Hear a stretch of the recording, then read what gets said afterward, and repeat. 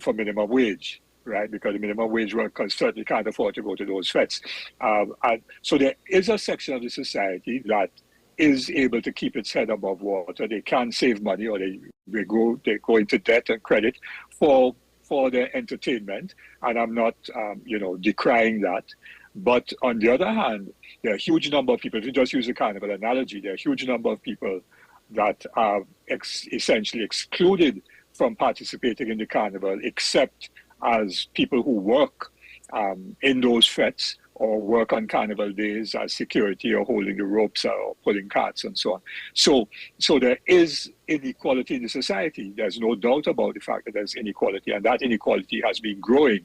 And if you therefore take a worker who has not had a wage increase since 2014, and there are a lot of them who have not had a wage increase since 2014, and those who have gotten the little 4%, which is a drop in the bucket, because 4% over 6 years doesn't compensate for the increase in prices and inflation and so on. So the real incomes of the majority of people are less. The dollars that they earned in 2014 can't buy the same amount of goods that the dollar could buy today. And so people are worse off and so on. But at the top, if you look at what is happening with the profits of companies, all the big companies, the banks, the conglomerates and so on, I don't have the figures in front of me. I forgot to put it in front of me. All of those profits have been growing significantly. All right, I don't want to stress too much. I don't want to stress too much on the carnival thing, but you're talking about a situation in which there were thousands of people in these bans, but put that aside for the moment. So you remonstrate against what you say are the IMF's neoliberal approach to economic management. Talk a little bit about what is that? Because some of the things they advocate for and some of the things that they don't consider. Yeah, so essentially the IMF thinking, neoliberal thinking, is about freeing up the economy for the private sector. The private sector must be the engine of growth. Private sector must therefore be able to earn income and profits without much hindrance. You must deregulate the market, so you must deregulate as well the labor market, which means less trade unions, weaker trade unions, no collective agreements, because a collective agreement regulates the labor market at the particular workplace by setting out what the terms and conditions of work are. So the IMF thinking is you deregulate, you privatize, and you remove, of course, what they call subsidies. So you increase electricity rates, water rates, and so on and so on. Those are the kinds of policies that the IMF articulates, and that is what this government has been doing over the last 8 years, for sure. And there's more to come. You think we're gonna ever experience a situation in Trinidad and Tobago where the majority of workers, and maybe I'm wrong in thinking it's the majority of working people are or have opportunity to be members of a trade union, one way or the other? The law would have to be changed. The Industrial Relations Act makes it extremely difficult for workers to join a trade union of their choice. Now? Oh yes, really? Because the process of recognition can take 5-8 years. Yes. So when I was General Secretary of the ODTU, I was responsible for recognition matters, and we had matters that were dragging on for 3, 4, 5 years. Plus, if you want to unionize a workplace, let us take, for example, a retail company that has several retail outlets. You have to then get 51% of the workers all together. You can't just get 51% at one retail outlet all together, being members of the union together for 8 consecutive weeks and so on, before you can make the application. And the process is very, very difficult. Because during that time, if the employer gets wind of it, the employer could, of course, send home those who he or she thinks are involved in the union, and therefore you lose your 51%. So if you had to hazard a guess, what would you say is the percentage of working people who are members of a union, and what is the percentage of people who would like to be members of a union but can't be because of what the process is? I would think that it is the union density is probably about 20%. Not that you have some very large bargaining units like in the public service and so on. Not necessarily all the persons who work there are members of the union. You have this invidious contract arrangement too, where people in the public sector are working for 3 months and 6 months and 1 year contracts. We even have doctors in this country, Andy, senior doctors who are working on 3 months contracts, believe it or not. So that also makes it more difficult for a whole process of unionization, but it also makes it difficult for young people working on contract to put their roots down in the country and really contribute to the development of Trinidad and Tobago.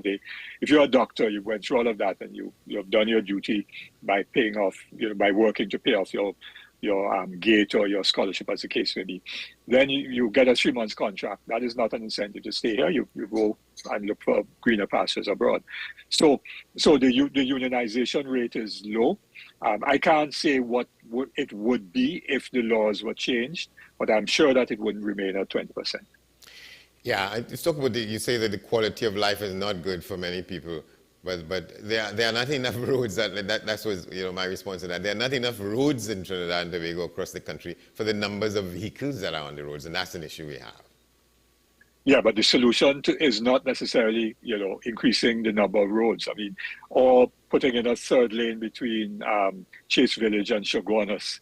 I live in Central, and I know if you head down to your old hometown down deep south, you have to come down the highway. So you're putting another lane between Shoguanas and Chase Village. That's not going to solve the traffic problem.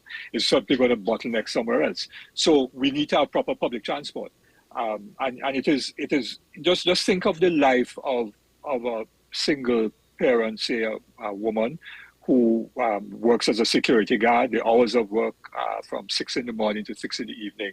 That lady is getting up at 4 o'clock in the morning, probably trying to prepare something for her children.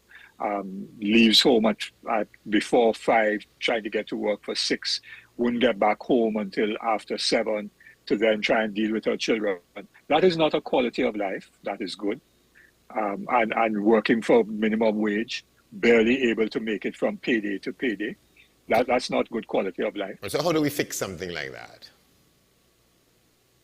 Yeah, and there are several things that can be done about that. One, of course, is to make sure that there is a proper public transport system, that you have daycare facilities for major workplaces, and several workplaces can come together and have daycare facilities so that the parent can be with the child going back home in the evenings, and you have homework centers and so on, so that children are not left to their own to hang out on the block and therefore get influenced by elements that they shouldn't be influenced by on the block.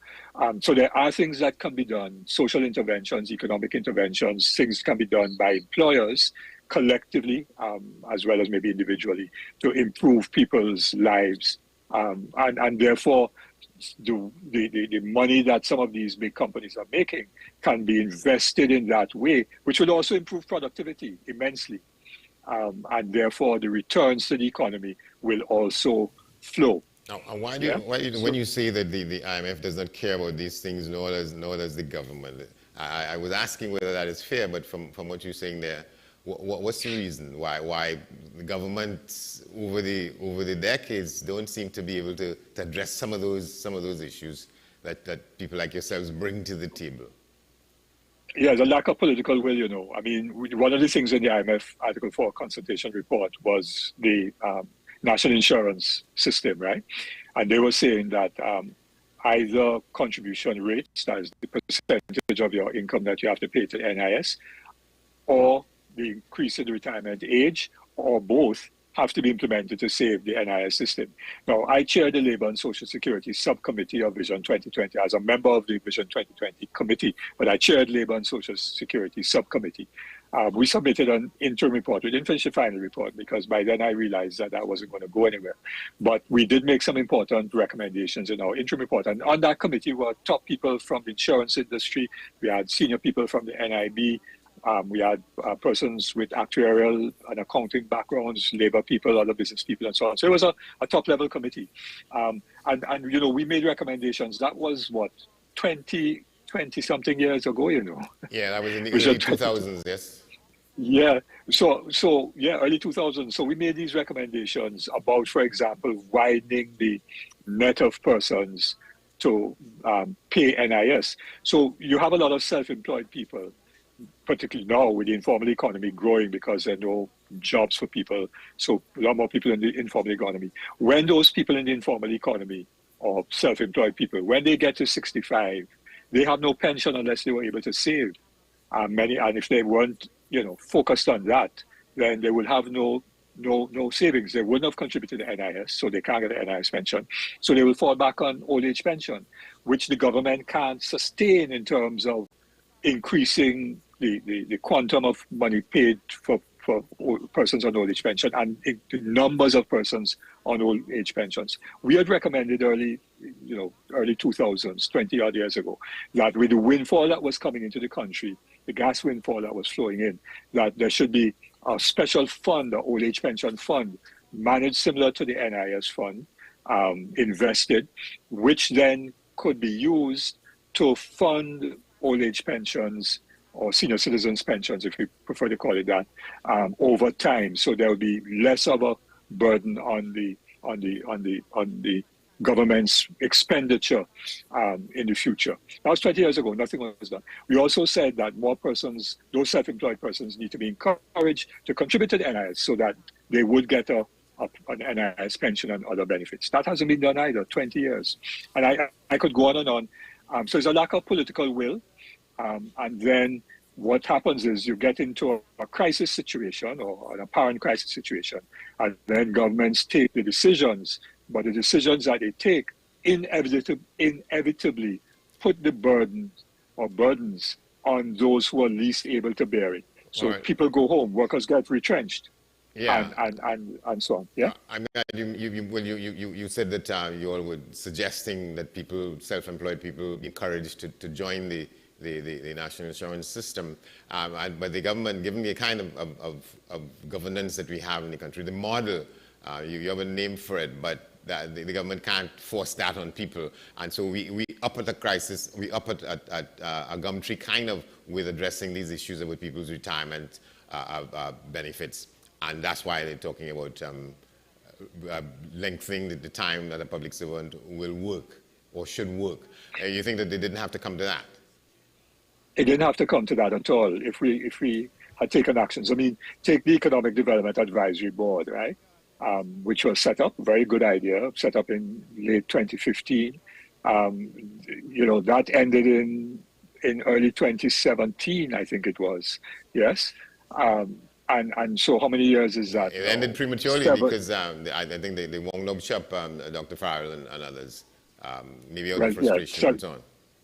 Yes, Dr. Farrell resigned first, and I resigned secondly, and then everybody else resigned immediately after I resigned, and it ended. So 7 years now, that work that we were doing was very important work, which would have contributed to the diversification of the economy, to therefore expand the economic pie, yes, but in expanding the economic pie, also trying to ensure that there were opportunities for many other people to earn incomes that would be decent incomes for themselves and for their families.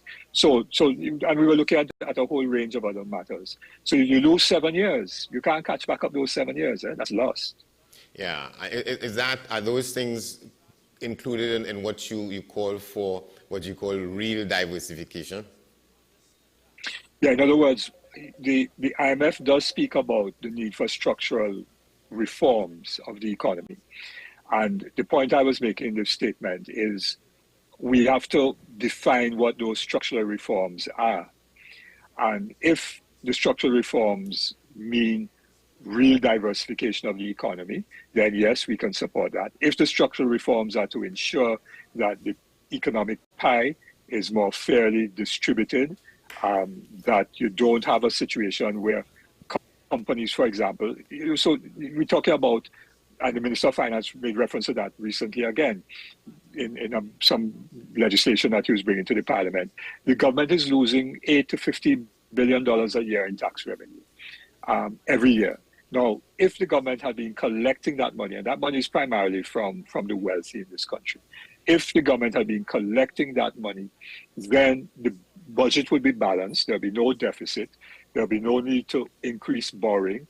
and many of the things that are needed by citizens, whether it is proper public transportation, water, and so on and so on, those issues would be addressed because the government would have the resources to address it, assuming, of course, they apply the resources properly, but let us assume they do, yes? And this has been going on for donkey's years, and it was going on during the People's Partnership too. I mean, I remember one of the Minister of Finance at the time telling me, I wasn't in the government at the time, but he told me that they're losing all of this money.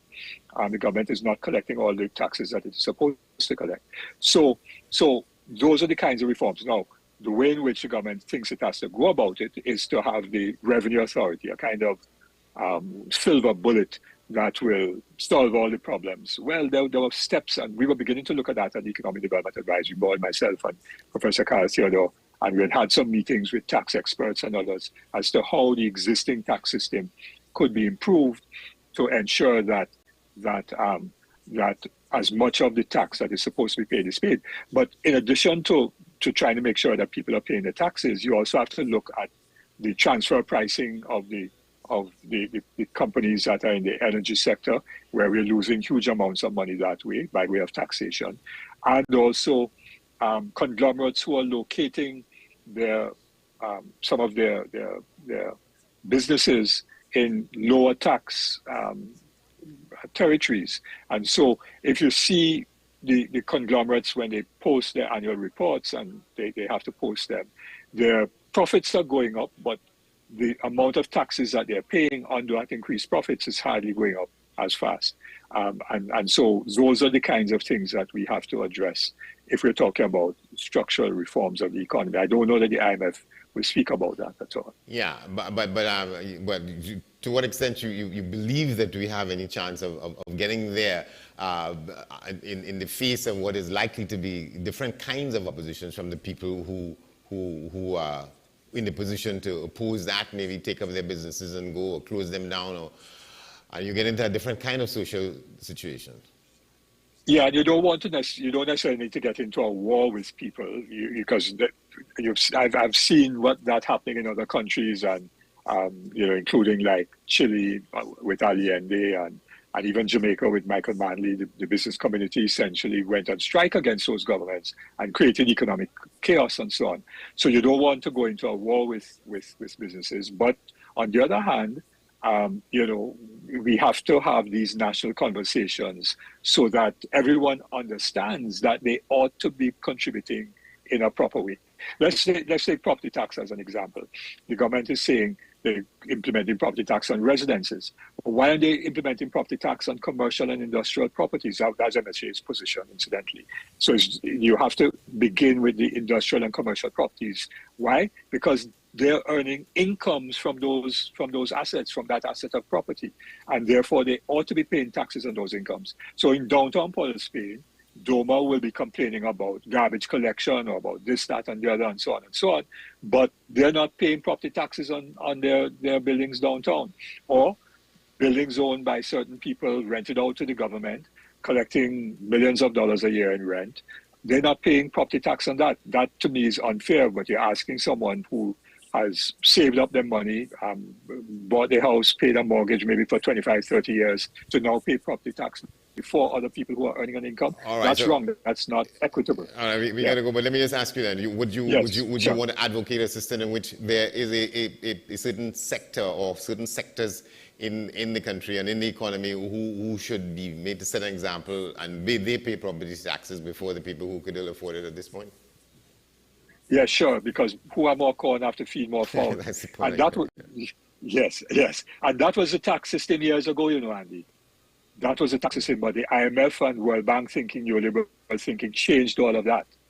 Yes, because we had a progressive tax system, and those policies were changed. And I'm saying we have to go back to the kind of progressive tax system where who have more corn have to feed more fowl. All right, thank you very much. We're going to have to leave it there, but this has been inspiring and energetic and all of that, David Abdullah. Thank you very much. Thanks, Andy. Appreciate it. All right, that's been 10 questions. I'm Andy Johnson. Thanks for watching. We'll see you next time.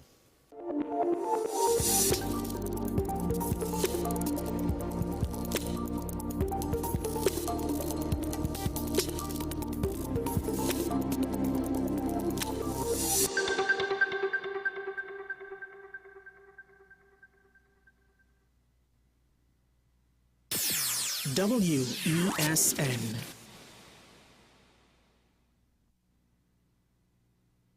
The home of Caribbean content is growing, and we welcome you to be a part of the #1 platform for young personalities who are driven to make a positive impact in society.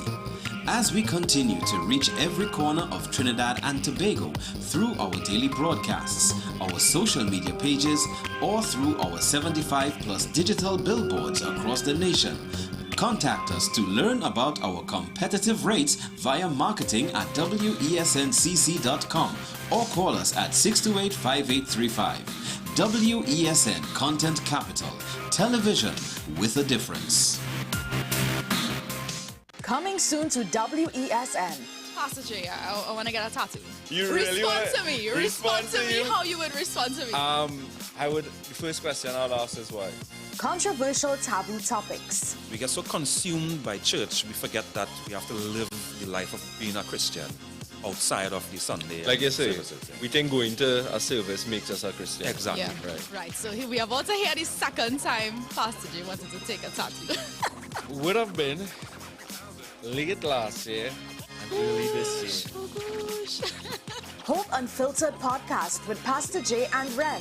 Coming soon to WESN.